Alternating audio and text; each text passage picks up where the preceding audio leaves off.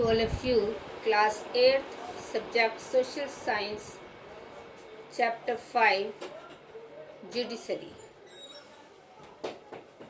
तो dear students, आज हम चैप्टर 5 जुडिशरी, जिसको हिंदी में बोलेंगे न्यायपालिका, पढ़ेंगे।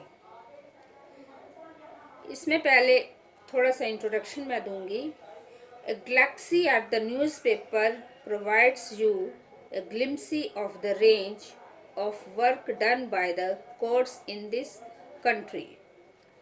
अखबार पर नजर डालते ही आपको देश भर की अदालतों द्वारा किए जा रहे कामों की झलक मिलने लगती है।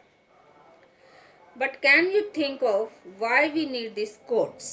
लेकिन क्या आप बता सकते हैं कि हमें इन अदालतों की ज़रूरत क्यों पड़ती है?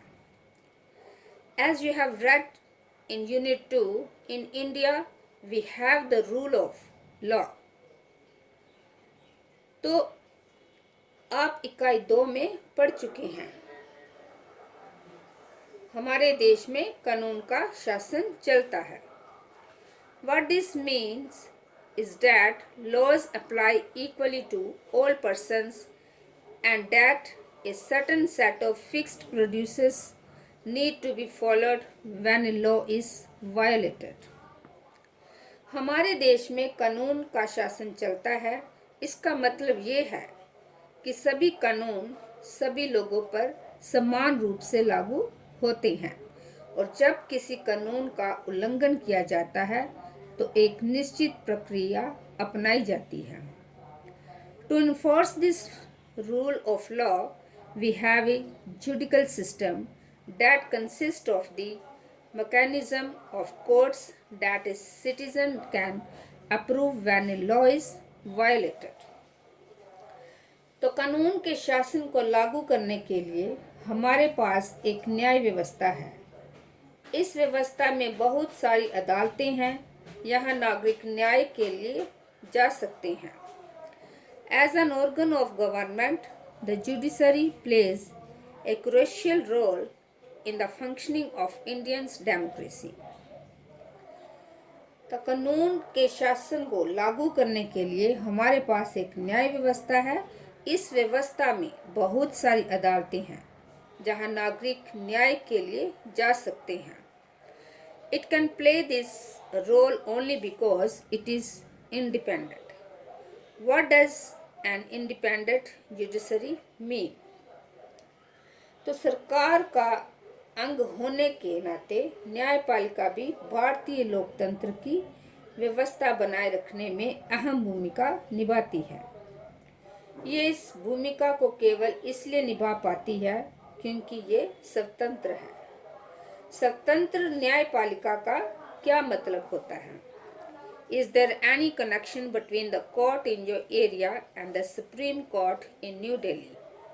In this chapter, you will find answer of these questions. क्या आपके आसपास की अदालत और नई दिल्ली में स्थित सर्वोच्च न्यायालय के बीच कोई संबंध है? इस अध्याय में आपको इन सवालों के जवाब मिलेंगे। अब जो फर्स्ट पॉइंट है वो है what is the role of judiciary, कि न्यायपालिका की क्या भूमिका है। Courts take decisions on a very large number of issues.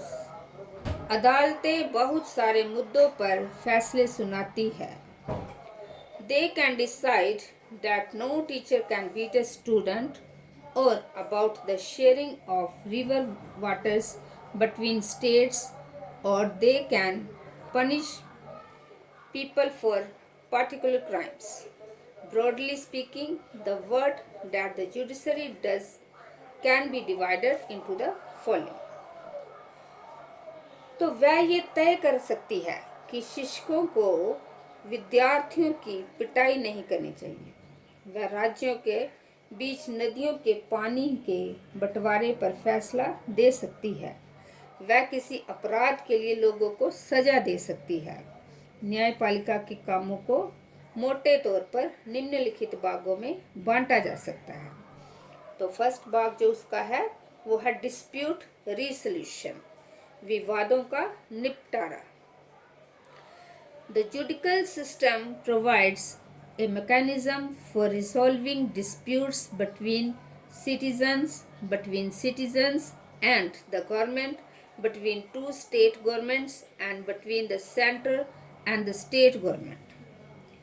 तो न्याय व्यवस्था नागरिकों व सरकार, दो राज्य सरकारों और केंद्र व राज्य सरकारों के बीच पैदा होने वाले विवादों को हल करने की क्रियाविधि मुहैया कराती है। तो इसमें दूसरा पॉइंट जो आ रहा है, जुडिशल रिव्यू की न्यायिक समीक्षा। As the final interpreter of the constitution, the judiciary also has the power to strike down particular laws passed by the parliament if it believes that these are a violation of the basic structure of the constitution. This is called judicial review. संविधान की व्याख्या का अधिकार मुख्य रूप से न्यायपालिका के पास ही होता है। इस नाते यदि न्यायपालिका को ऐसा लगता है कि संसद द्वारा पारित किया गया कोई कानून संविधान के आधारभूत ढांचे का उल्लंघन करता है, तो वह उस कानून को रद्द कर सकती है। इसे न्यायिक समीक्षा कहा जाता है। तो डियर स्टूडेंट्स, आज आपने पढ़ा कि what is the role of judiciary, कि न्यायपालिका की क्या भूमिका है, और जुडिशरी को डिवाइड किया हुआ है, किस में डिवाइड किया है, डिस्प्यूट रिसोल्यूशन और जुडिशल रिव्यू।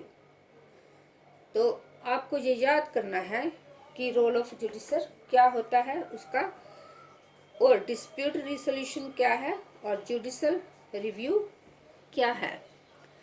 तो अभी ब्लैक बोर्ड पर मैंने होमवर्क लिखा हुआ है, आप इसको कॉपी पे उतारेंगे और याद करेंगे। तो आपका क्वेश्चन नंबर 1 है, when did supreme court was established, और इसका आंसर है the supreme court was established on 26 जनवरी 1950। तो ये तो आप सबको पता होना चाहिए कि ये जो सुप्रीम कोर्ट का कब एस्टेब्लिश हुआ था। तो ये 26 जनवरी 1950। आपको पता है जी 26 जनवरी 1915 को और क्या हुआ था, इसको और क्या कहते हैं, जैसे रिपब्लिक डे होता है आपका, वो भी कब होता है, 26 जनवरी 1950 को। Thank you and have a nice day.